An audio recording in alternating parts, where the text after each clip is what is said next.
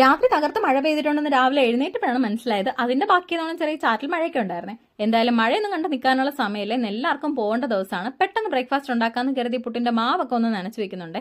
പുട്ടിൻ്റെ കൂടെ കഴിക്കാനുള്ള മുട്ടക്കറിക്കായിട്ട് സവാള ഒന്ന് അരിഞ്ഞ് ഇഞ്ചി വെളുത്തുള്ളിയും പച്ചമുളകും ചെറുതായിട്ട് ചോപ്പ് ചെയ്തും കൂടിയിട്ട് ഒരു ടൊമാറ്റോയും കൂടിയിട്ട് ഒന്ന് വഴറ്റിയെടുക്കുന്നുണ്ട്. ഒന്ന് വഴണ്ടി വരുമ്പോഴേക്കും നമുക്ക് മുളക് പൊടിയും മഞ്ഞപ്പൊടിയും ഗരം മസാലയും കുരുമുളക് പൊടിയിട്ട് നന്നായിട്ടൊന്ന് വഴറ്റിയെടുക്കാം.